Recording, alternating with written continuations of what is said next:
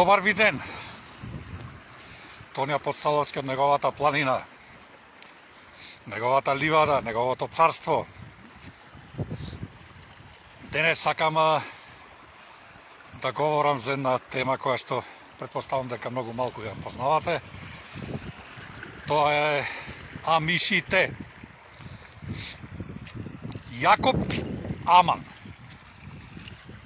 Имене ништо не ми значеше, се додека не прогуглав, додека не пронајдов што се крие за тоа име и за тоа презиме.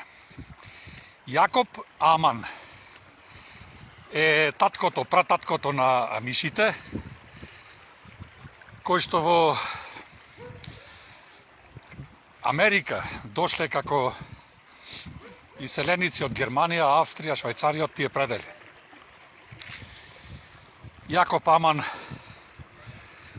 ја основа за некој, си вие викат, секта на амишите во 17-тиот век и таа живее до ден денес. Амишите се христијани, анабаптисти. Што значи тоа? Дека во буквален превод се повторно крстени.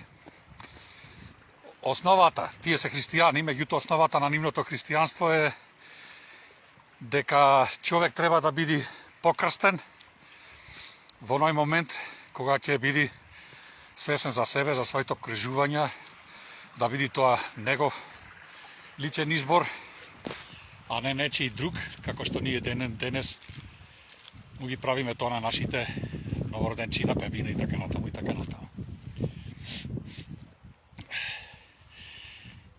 Амиши најповеќе има во Америка, United States of America, која што сега денес војува со целиот свет. А што е карактеристично за амишите?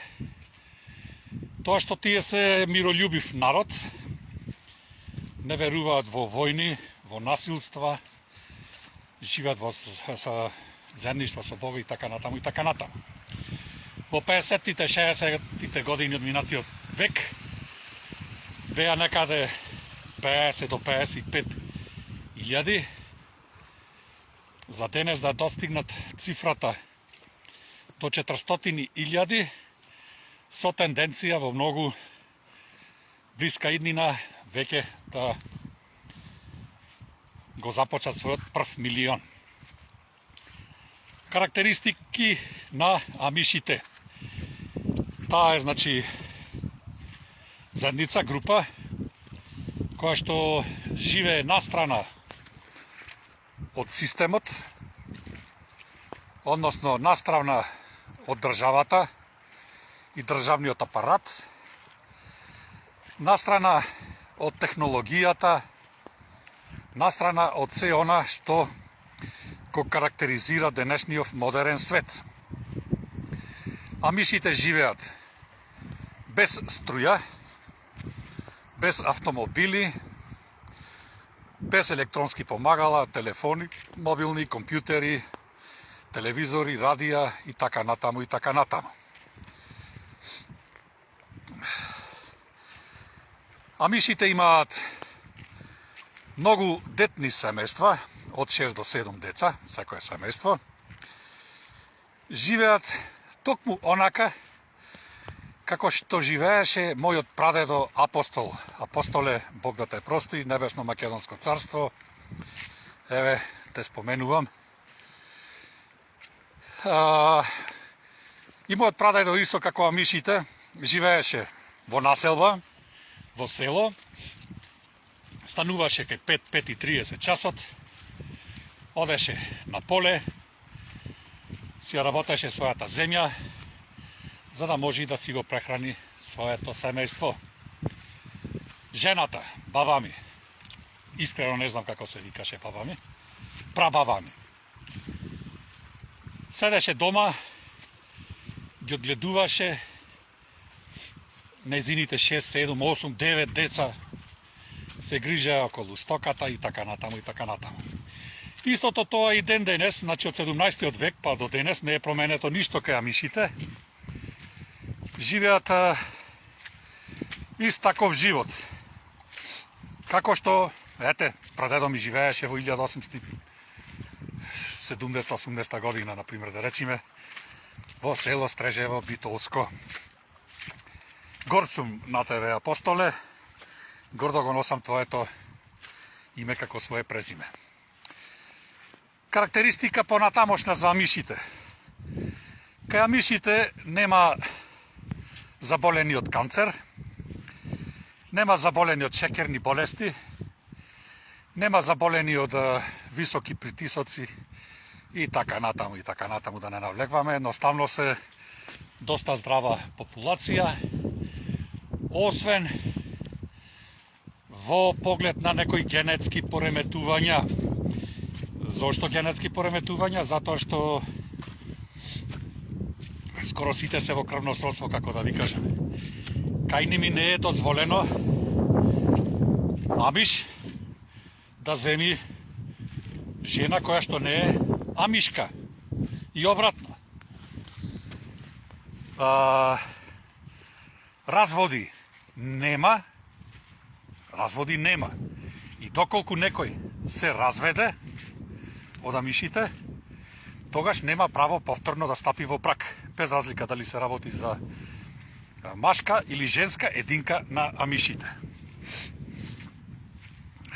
Што е друго интересно за амишите? Целата храна се обезбедуваат самите.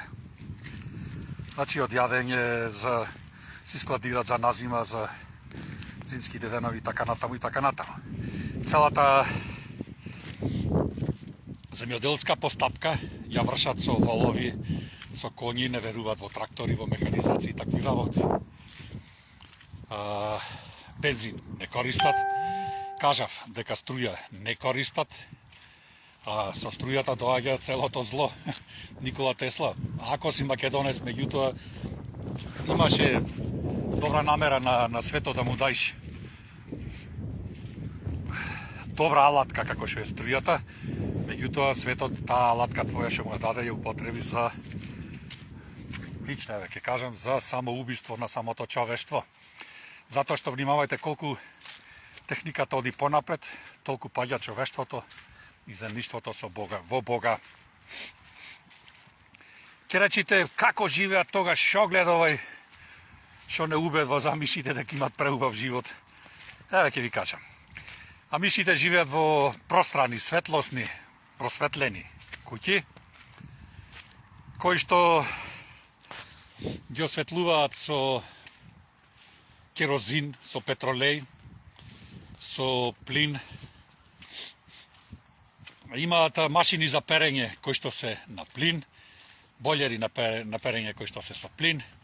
Храната ја обработуваат во шпорина кои што се на трва и на плин. Значи, воопшто буквално не користат никаква струја. Поврзани се со Бога. Ручек, уствари доручек, ручек вечера, го поминуваат во заедништво со семејството. Знаете, се станува во 5:30, например, да речеме, часот, и стануваат сите. Од најмалото детенце до најстариот, до највозрастниот. Седнуваат, се молат и почнуваат да јадат. Секако споменувајќи го Бога и благодарајќи му за сето она што му го дарил во нивниот животен век. Амишите. Реков дека се некаде 400.000 во Америка, со тенденција да станат до 1 милион. Миролюбиви се. Она што го произведуваат, значи го чуваат за себе, вишокот го продаваат или прават стоковна размена во самата амишка заедница. Вишокот кој што го имаат, го товарат на кочиите и одат во најблиските населби на така наречената цивилизација и таму го продаваат за долари кои што покасно ги употребуваат за други нешта. Пошто се познати амишите? За разлика од нас, доколку некому му се запали куќата, тие во 2 дена ќе му изградат друга на нивни трошок на целата заедница. Одма ќе надојдат со граѓа, со елементи внатрешни, за 2 дена цела куќа му прават. И се среќни. Се дружат и тие, повеќе од нас се дружат, иако немаат радија, телевизори, компјутери, таква работа, меѓутоа имаат виолини, гитари, тапанчина и така натаму, си имаат интензивен социјален живот и предпоставувам дека среќно си го врват своето деноноќие. Затоа што ако беа несреќни, ќе бараа нешто како што ние бараме. Ние бараме да одиме во Париз да се сликаме под Ефеловата кула, да одиме во Аја Софија да ја видиме во Константинопол. Да не редам са ред други места кај што сакаме да одиме. Рачунајќи дека таму ќе најдеме нашата среќа. Нивната среќа на мишите е во нивното семејство и во нивните комши, нивните пријатели и така натаму. Ние веќе одамна заминати сме. Кај нас човек да падне на улица, искрено ви кажам, да падне некој човек на улица, од инфаркт. Нема кој да му пристапи. Може би некој ќе се смилува и ќе викни брза помош, ќе му рече, ела бе, ден падна, земете го. То таму е само живноста кај нас, што едноставно, јас се грозам како човек, како единка, како Божја единка. Меѓутоа, тоа е тоа.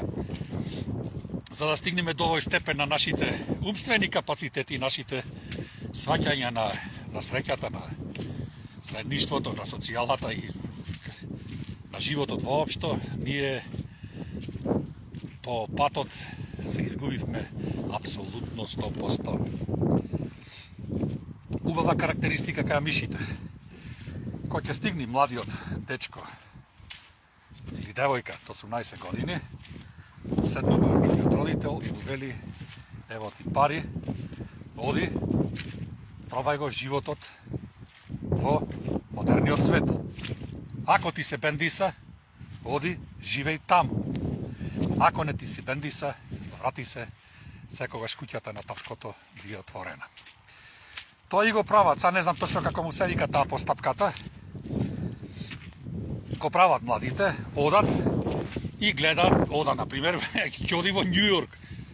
Тој се учен цел живот на скромност, на без бучава, без толку многу галама, без толку многу луѓе, без толку многу возила, без 300 глупости, значи во градоите се кошница, не? И оди, ретко издржува до 5 до 7 дена, се враќаат одма назад и продолжуваат таму каде што застанале. Има некои остануваат, меѓутоа, тоа е тоа. Од прилика просек, спрема нивните статистики, 90 до 95% од младите кои што се обиделе да живеат во модерниот живот, се враќаат на традиционалниот амишки живот. Кај амишите, бидејќи живеат по теркот на 10 Божји заповеди, прво си ги почитуваат своите родители, затоа живеат и долго на земјата. Ги почитуваат, значи се годам со 10 Божји заповеди, од кои што дури 6 се за човекот поврзани. Ги почитуваат, значи, своите родители, за да живеат долго на земјата. Меѓусебно, не се крадат, немаат милици, немаат суди, имат совети, да. Не убиваат, не вршат прелюби, не посакуваат ништо туѓо, не сведочат лажно против својот ближен и така натаму, и така натаму.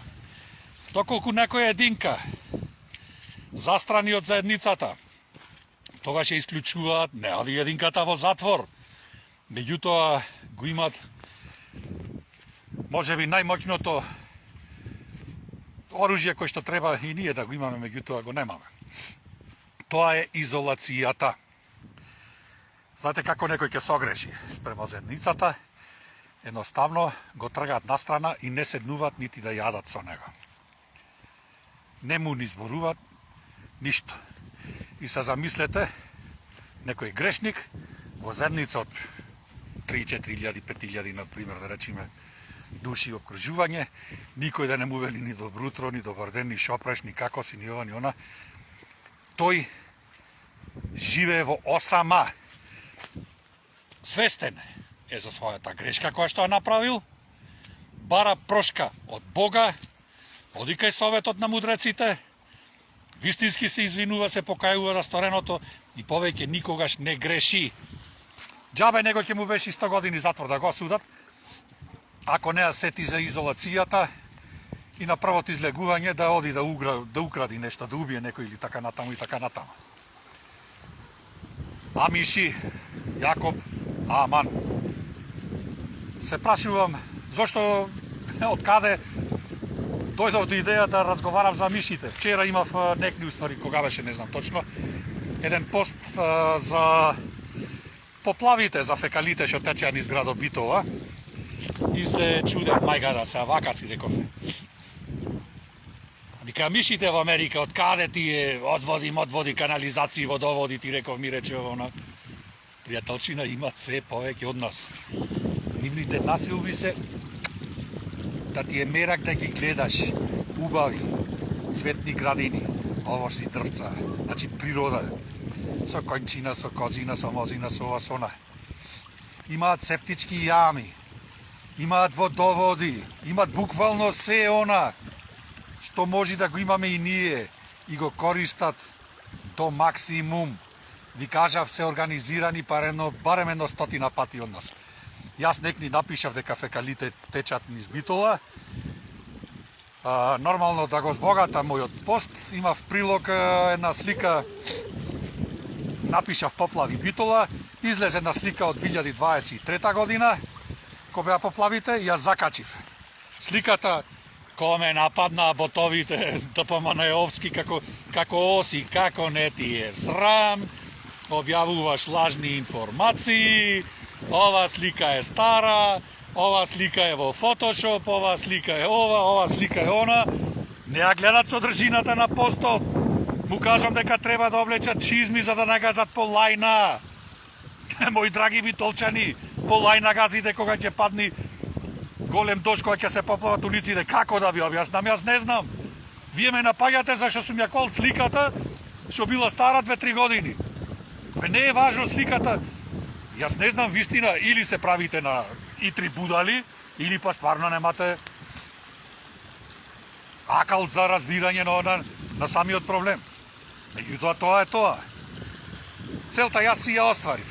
Мојот пост, вчера го видоа градоначалнику, тебе ти се обраќам сега, посто го видоа 80.000, повторувам, 80.000 души до сега, за 24 сати, ќе го видат не знам уште колку. Што значи тоа? Ако ништо поќе 10% од ними да се разбудат, да видат, чекаме да речат ова будалава што никогаш ва чизми сега да клаваме, кога ќе видат дека газат лајна, ќе обарат кривецот, не може јас да бидам кривецот, ти си кривецот, тој пред тебе е кривецот, политиката е кривецот. Да беше кај мишите, ќе те фатевме, ќе те тргневме, ќе те изолиравме, меѓутоа нема ти, нема до Шишка ќе одиш. Дури можеш како двојче. Ќе одиш како двојче, 3 мандат, 4 мандат, 5 мандат. Ако бе оде тебе, има ден за плаќање. Мои почитувани, да не лажам повеќе, си имам зашеткање овдека низ природава.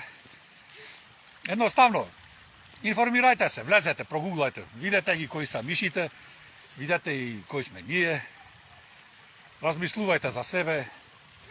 Лично искрено мислам дека и доколку дојди до катаклизма, до апокалипса на се ова и она, а мишите имат најголеми шанси да обстанат во живот, затоа што не се зависни нити од државата, нити од системот, нити од здравството, нити од школството, нити од натрешните работи, буквално не се зависни од ништо. Исклучиво се зависни од своите 10 прсти. Имаат храна и ќе обстанат. Кај нас, не дај Боже, еве, слушнете ми го зборот, не дај Боже да се запука, да се зарати. Ви каже и самиот Илон Маск, дека за еден сат ќе падни целото човештво, ќе прекрати дистрибуцијата на храна и ќе испоцркате по дома. Ќе се убиваме, јас ви кажам, ќе се убиваме по улиците за конзерва грашок. Ајде, размислувајте за мишите, имајте убав ден. Ве сакам, ве почитувам, сепак верувам во вас. Се гледаме со друга приказка, во друга пригода. Секој е добро.